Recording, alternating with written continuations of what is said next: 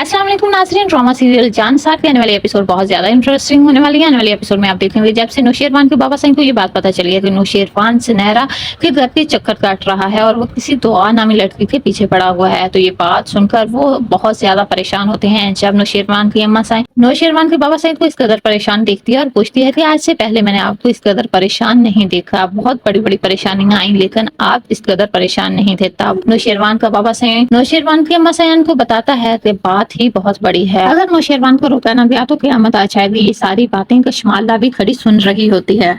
मैं नौशेरवान के लिए बहुत ज्यादा फिक्रमंद हूँ। तो ये बात सुनकर अम्मा सैन पूछती है कि आखिर मसला क्या है। तब नौशेरवान का बाप उन्हें सारी हकीकत बताता है कि नौशेरवान क्या करता फिर रहा है। इतनी देर में नौशेरवान भी हवेली पहुंच जाता है। हवेली पहुंचते ही नौशेरवान अपने बाप को इस कदर गुस्से में देखकर कहता है कि बाबा सही आखिर आप इस कदर गुस्से में क्यों हैं। तब नौशेरवान का बाबा सही उसे कहता है कि मैं तुम्हारे मुंह से सच सुनना चाहता हूँ, क्योंकि मैं हकीकत से अच्छी तरह वाकिफ हूँ, इसलिए मैं नहीं चाहता कि तुम मेरे सामने झूठ बोलो।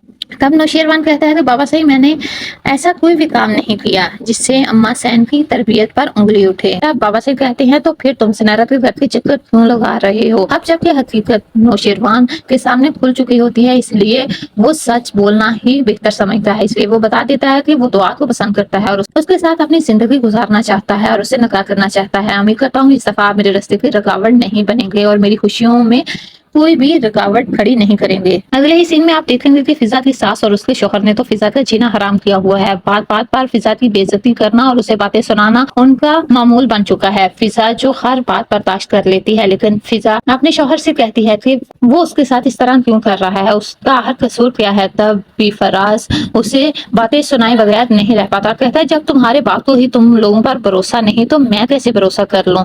ये बात फिजा से बर्दाश्त नहीं होती और वो फराज से कहती है कि बाबा ने तो उन्हें समझने में गलती कर दी, लेकिन आप तो मेरे शौहर हैं, आप तो मुझे समझें। लेकिन फराज जो कि किसी सूरत भी फिजा के साथ रहना नहीं चाहता, इसलिए वो फिजा की कोई बात भी सुनने को तैयार नहीं। फिजा के बाप को जब ये बात पता चलती है कि फिजा दोबारा से स्कूल जाना शुरू हो गई है तो वो ये बर्दाश्त नहीं करता और फिजा के घर पहुंच जाता है। तब फिजा का ससुर ये मामला हल करने की कोशिश करता है और कहता है कि बस ये बात इधर ही खत्म करते हैं, फिजा जॉब पे नहीं जाएगी। लेकिन फराज जो कि इस बात को संभालने की बजाय बिगाड़ना चाहता है और कोई भी मौका अपने हाथ से जाने नहीं देता, इसलिए वो खड़ा हो जाता है कि ठीक है ये बात और ये रिश्ता यहीं पर खत्म हो जाना चाहिए, वो मजीद फिजा के साथ नहीं रह सकता। ये बात सुनते ही फिजा की तो हवाइयां ही उड़ जाती हैं। सो नाज़रीन आपको क्या लगता है कि फराज फिजा को तलाक दे देगा या नहीं, कमेंट सेक्शन में कमेंट करके जरूर बताइएगा।